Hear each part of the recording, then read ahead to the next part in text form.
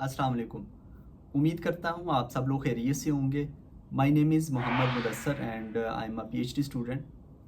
आज की जो वीडियो है एक बहुत ही इंपॉर्टेंट टॉपिक के हवाले से है और वो ये है कि क्या चाइना एक सूटेबल कंट्री है स्टडी के लिए, या क्या आपको चाइना से बैचलर मास्टर्स या पीएचडी करनी चाहिए या नहीं करनी चाहिए। पाकिस्तान में बेसिकली एक सोशल फिनोमेना पाया जाता है और वो ये है कि आपने अक्सर लोगों को ये कहते हुए सुना होगा कि चाइना में जो है वो एजुकेशन का मेयार अच्छा नहीं है, या चाइना में तो हर एक एडमिशन हो जाता है। इस तरह की चीज़ें आपने सुनी होंगी। सो आज की जो वीडियो है उसमें मैं जो है वो आपके सामने कुछ बेनिफिट्स, चाइना में स्टडी के कुछ बेनिफिट्स और कुछ ड्रॉबैक्स रखूँगा, और आपने उसके बाद खुद फैसला करना है कि क्या आपको चाइना से जो है वो चाइना में आपको स्टडी करनी चाहिए या नहीं करनी चाहिए। सबसे पहली बात यह है कि अगर आप दुनिया में किसी भी कंट्री में आप चले जाएं, किसी भी पर्पज़ से जाएं, आप भले आप स्टडी के पर्पज़ से जाएं या फिर आप जॉब के लिए जाएं या आप बिज़नेस के पर्पज़ से जाएं, तो आपको वहाँ पे उनके कुछ बेनिफिट्स मिलेंगे और कुछ आपको ड्रॉबैक्स मिलेंगे। आज की जो वीडियो में मैं आपको बेनिफिट्स और उनके जो ड्रॉबैक्स बताऊंगा, ये मेरी अपनी ऑब्जर्वेशन है, मेरा अपना ओपिनियन है, आप इससे बिल्कुल इख्तलाफ कर सकते हैं। सबसे पहले अगर बेनिफिट्स की बात की जाए तो सबसे पहला जो बेनिफिट है वो है क्वालिटी ऑफ रिसर्च। चाइना की जो क्वालिटी ऑफ रिसर्च है वो बहुत अच्छी है, और जब भी आप किसी भी कंट्री में स्टडी वीज़ा के ऊपर जाते हैं तो आपका जो मेन पर्पज़ होता है, जो मेन फोकस होता है वो है आपकी एजुकेशन या आपकी स्टडी। तो क्वालिटी ऑफ रिसर्च को जो है वो मैं जो है ना कंपैरिजन करने के लिए मैंने एक नेचर इंडेक्स यूज़ किया है। नेचर बेसिकली एक जर्नल है, उसके अंडर काफ़ी सारे और भी जर्नल्स हैं नेचर के। और जो लोग साइंटिस्ट हैं, जिन लोगों को थोड़ा सा आइडिया है जर्नल्स का, तो उन लोगों को अब पता होगा कि ये जो नेचर है ये उन चीज़ों को पब्लिश करता है जो बिल्कुल ही एक मतलब कि आप कह लें कि ऊपर के लेवल की हुई, यानी कि एक न्यू डिस्कवरी हुई है तो वो लोग नेचर में पब्लिश करेंगे। कोई भी कंट्री है, कोई भी साइंटिस्ट है। ये जो नेचर है और ये दुनिया का टॉप का जर्नल्स हैं, ये जो नेचर में आते हैं। और ये जो नेचर है ये एक कैलकुलेट करता है नेचर इंडेक्स, और नेचर इंडेक्स बताता है हमें कि जो है, अभी मैं आपको कंप्यूटर स्क्रीन पे भी लेके जाऊंगा और वहाँ पे भी आपको दिखाऊंगा कि क्या क्या रैंकिंग है डिटेल के साथ। और नेचर इंडेक्स में जो है वो चाइना ने क्रॉस किया यूएसए को लास्ट ईयर, और 2022 का जो डाटा था वो पब्लिश हुआ है। 2023 का जो 2023 में नेचर इंडेक्स कैलकुलेट हुआ है, लेकिन डाटा जो यूज़ हुआ था वो 2022 का हुआ था। उसमें चाइना ने जो है वो यूएसए को क्रॉस किया ओवरऑल नेचर इंडेक्स में। और इसके अलावा जो है नेचर इंडेक्स में वो सब्जेक्ट वाइज रैंकिंग भी होती है, उसके अलावा इनकी इंस्टीट्यूशन वाइज रैंकिंग होती है।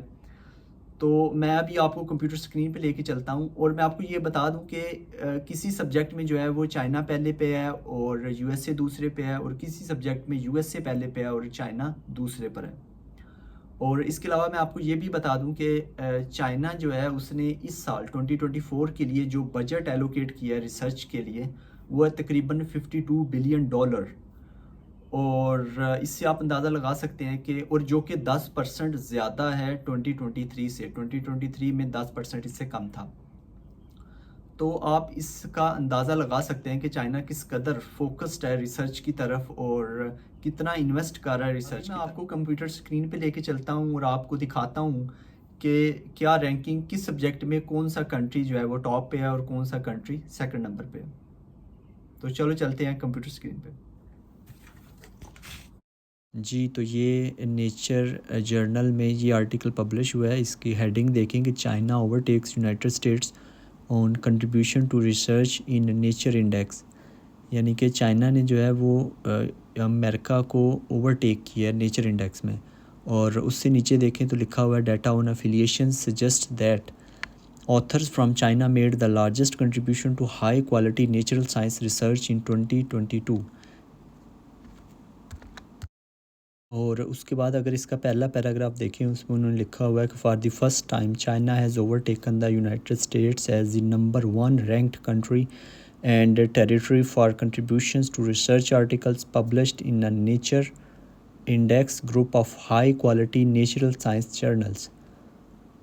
और उसके बाद वाला पैराग्राफ उसमें है कि data on authors affiliations from 82 journals tracked by the Nature Index, यानी कि इन्होंने बताया हुआ है कि जो नेचर इंडेक्स है वो कैलकुलेट किया जाता है, 82 जर्नल्स को ट्रैक किया जाता है, उनका उनसे डाटा लिया जाता है जो कि बहुत ही हाई क्वालिटी होते हैं, और वो सारे जर्नल जो हैं वो नेचर के अंडर ही आते हैं।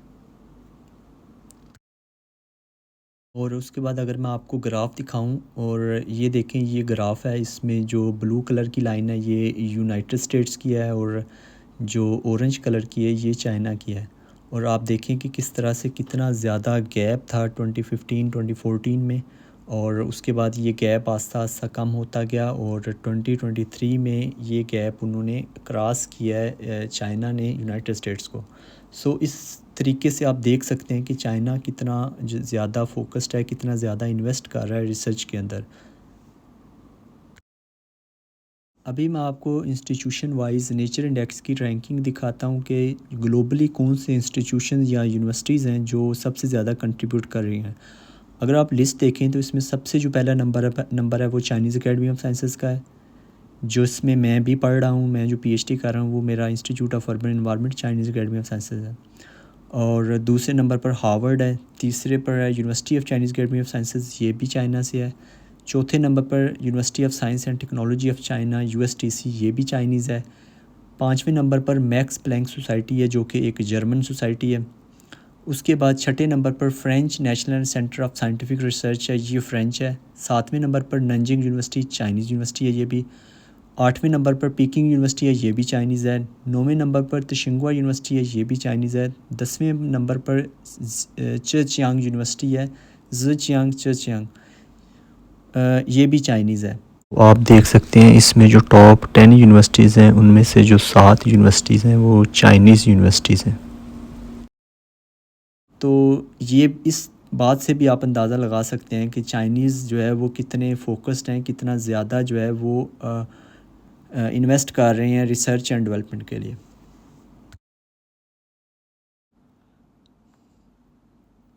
अभी मैं आपको इनके सब्जेक्ट वाइज रैंकिंग दिखाता हूँ कि सब्जेक्ट वाइज कौन कौन सी यूनिवर्सिटीज़ जो है वो टॉप पर हैं। अगर आप सबसे पहले देखें बायोलॉजिकल साइंसेस की बात करें तो उसमें हार्वर्ड पहले नंबर पर है, दूसरे नंबर पर चाइनीज़ एकेडमी ऑफ साइंसेस है, और थर्ड पर नेशनल इंस्टीट्यूट ऑफ हेल्थ है, यानी कि सेकंड नंबर पर चाइना की यूनिवर्सिटी है।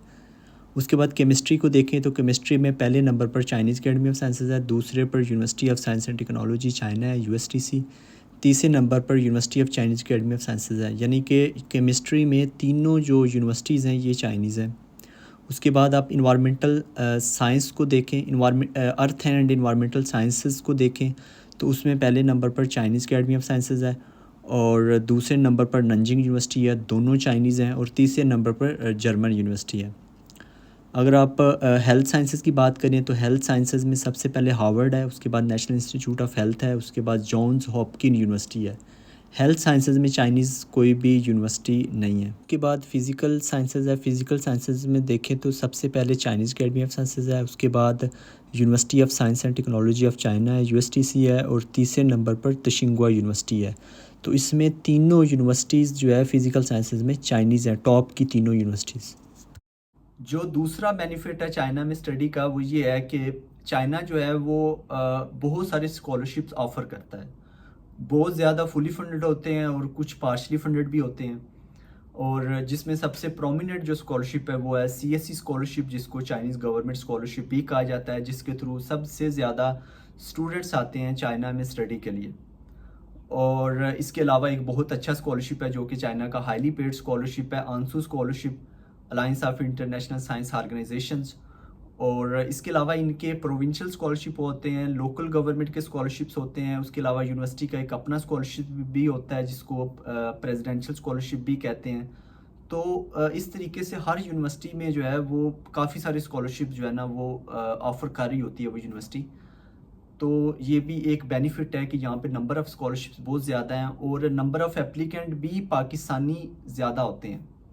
सो इस वजह से जो है वो बहुत सारे पाकिस्तानियों को यहाँ पर एडमिशन मिल जाता है, और हमें लगता है कि यहाँ पर हर एक का एडमिशन हो जाता है।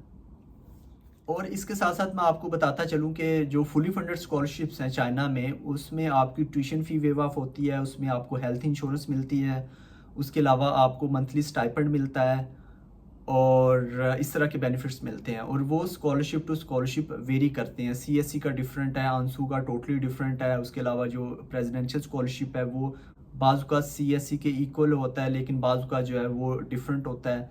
और जो यूनिवर्सिटी का अपना स्कॉलरशिप जिसको कहते हैं प्रेसिडेंशियल स्कॉलरशिप, तो वो वेरी भी करता है यूनिवर्सिटी टू यूनिवर्सिटी। सो इस तरह के डिफरेंट और कुछ पार्शली फंडेड स्कॉलरशिप भी होते हैं जिसमें जो है वो सिर्फ ट्यूशन फ़ी वेव ऑफ होती है, बाकी आपने जो मंथली स्टाइपेंड है, जो आपके रहने का ख़र्चा है, वो आपने खुद जो है वो बियर करना होता है। तो इस तरह के स्कॉलरशिप भी होते हैं। थर्ड बेनिफिट जो है चाइना में स्टडी का, वो ये है कि चाइना में जो इन्फ्लेशन है वो ना होने के बराबर है।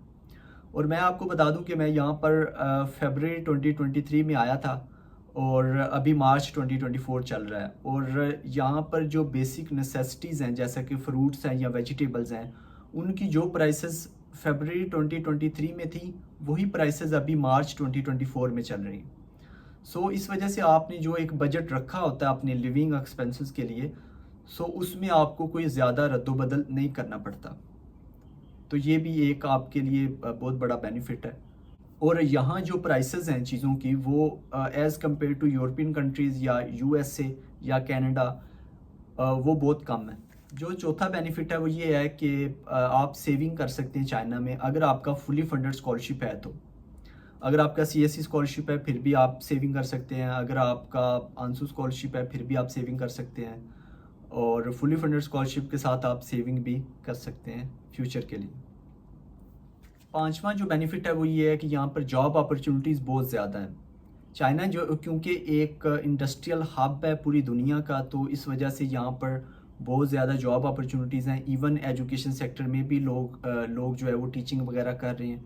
मैं कुछ पाकिस्तानियों को जानता हूँ जो इंग्लिश टीचिंग करती हैं यहाँ पर, वो अच्छे खासा सैलरी पैकेज भी है यहाँ पर।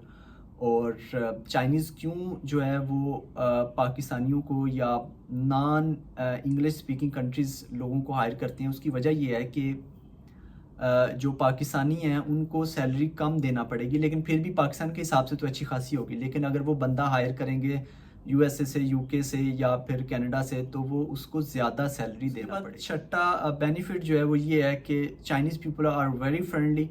और इवन जब आप कहीं बाहर जाते हैं कि किसी पार्क वगैरह में या वैसे कहीं घूमने के लिए, और कुछ तो वो इतने ज़्यादा फ्रेंडली होते हैं, वो आ कहते हैं क्या क्या हम आपके साथ पिक्चर बनवा सकते हैं। तो उस वजह से बंदे को जो है ना वो थोड़ा कुछ मतलब कि वो अच्छा फील हो रहा होता है। सो वो ये लोग बहुत ज़्यादा फ्रेंडली हैं और बहुत अच्छे हैं, और बड़ा अच्छा जो है ना वो, अगर आपके पास कोई भी टैलेंट है किसी भी किस्म का, आप खेलने में अच्छे हैं या आप जो है वो रिसर्च में अच्छे हैं, आप लोगों की ये इतनी कदर करेंगे कि आप सोच भी नहीं सकते। सिर्फ शर्त ये है कि आपके अंदर कोई ना कोई टैलेंट। और सातवें नंबर पर जो है वो एक एक्सपोजर है कि आपका नया एक्सपोजर होगा। यहाँ पर चाइना में आपको डिफरेंट जो नेशनैलिटीज़ वाले लोग हैं उनके साथ मिलने का मौका मिलेगा। और उसमें ये है कि आप एक, उसके अलावा इनका कल्चर जो है वो, आप कल्चर, क्योंकि इनका जो कल्चर है वो पूरी दुनिया से डिफरेंट है। आप यूएसए, यूके या किसी यूरोप के कंट्रीज़ में चले जाएं, उधर आपको मल्टी कल्चरल लोग मिलेंगे। मतलब मल्टी कल्चरल मतलब ये कि आपको मुख्तलिफ बहुत सारी नेशनैलिटीज़ के लोग मिलेंगे जो वहाँ पर हैं। लेकिन यहाँ पर आपको जो है वो चाइनीज़ कल्चर, जो डोमिनेंट जो चीज़ मिलेगी वो आपको चाइनीज़ कल्चर मिलेगा। सो ये आपके लिए एक बिल्कुल एक डिफरेंट जो है वो चीज़ होगी। और आई थिंक कि आपको बहुत कुछ सीखने को मिलेगा, आप बहुत कुछ सीख सकते हैं, आप बहुत कुछ लर्न कर सकते हैं। ये थे बेनिफिट। और अभी बात करते हैं कि चाइना में स्टडी के क्या क्या ड्रॉबैक्स हैं। ड्रॉबैक्स में जो सबसे पहली चीज़ है वो है नो पीआर। आप जितने मर्ज़ी देर आप चाइना में जो है वो जॉब करें, स्टडी करें, आपको जो है वो परमानेंट रेजिडेंस नहीं मिलती। जो कि जो अगर आप यूके वगैरह या फिर किसी और कंट्री जो यूरोपियन कंट्रीज़ हैं या यूएसए वगैरह में या कनाडा में आपको पीआर मिलने के चांसेस होते हैं, लेकिन यहाँ पर वो चीज़ नहीं होती। ये एक आपको जो है वो ड्रॉबैक कह सकते हैं। और जो दूसरी चीज़ है वो है लैंग्वेज बैरियर। लैंग्वेज बैरियर क्योंकि ये मेजॉरिटी जो चाइनीज़ लोग हैं वो चाइनीज़ जो है वो स्पीकिंग होते हैं। सो इस वजह से आपको जो है अगर आप बाहर कहीं जाते हैं तो आपको ट्रांसलेटर यूज़ करना पड़ता है। ये एक बहुत बड़ा जो है ना वो, क्योंकि एक बहुत बड़ा लैंग्वेज बैरियर होता है। सो इस वजह से कम्युनिकेट करने में थोड़ी सी मुश्किलात पेश आती हैं, थोड़ी सी दुश्वारी होती है। सो ये एक दूसरा जो है वो ड्रॉबैक है लैंग्वेज बैरियर का। तीसरे नंबर पर बीइंग अ मुस्लिम जो है वो हलाल फूड का थोड़ा सा मसला होता है, लेकिन वो भी हम जो है वो कुछ इस तरह से जो है ना वो सॉल्व करते हैं कि हम जो है ऑनलाइन ऑर्डर कर लेते हैं। लेकिन अगर आप बाहर कहीं खाने जाते हैं तो फिर आपको जो है वो हलाल खाने का थोड़ा सा मसला होता है, आपको ढूंढने में थोड़ी सी मुश्किल आती है। हाँ, अगर आप बीजिंग वगैरह में हों या किसी और बड़े सिटी में हो जहाँ पर फॉरेनर्स बहुत ज़्यादा हैं या मुस्लिम्स बहुत ज़्यादा हैं, या जिस तरह से प्रोविंस है ये जो शिनजियांग है उस साइड पे हूँ, या फिर कुनमिंग में भी मैंने देखे हैं कि काफ़ी सारे जो है ना मुस्लिम रेस्टोरेंट्स हैं बहुत ज़्यादा। लेकिन इधर शामन में भी हैं लेकिन बहुत कम है। सो इस वजह से एक हलाल फूड का आपको थोड़ा सा मसला होता है थोड़ा सा। लेकिन हम लोग जो है ना अभी खुद कुकिंग करते हैं यूजुअली। और उसके अलावा जब जो गोश्त वगैरह होता है उसमें जब चिकन है जैसा कि वो तो हम ये वाला तो नहीं खा सकते, तो इस वजह से हम फिर ऑनलाइन ऑर्डर करते हैं। तो वो फिर ऑनलाइन जो है वो गालबन बीजिंग से आता है, शायद वो 2-3 दिन बाद पहुंच जाता है इधर। तो वो कुछ इस तरह से हम इस चीज़ को हैंडल कर लेते हैं। सो ये 3 ड्रॉबैक्स हैं। अगर आपके जहन में कोई बाई चाइना से देख रहा है तो वो अगर कोई और ड्रॉबैक है तो वो लाजमी कमेंट कर सकता है। और ये थी आज की वीडियो। और अगर आपका कोई भी इस तरह का क्वेश्चन हो तो आप कमेंट कर सकते हैं। मिलते हैं अगली वीडियो में, तब तक के लिए इजाज़त दीजिए। अल्लाह निगहबान।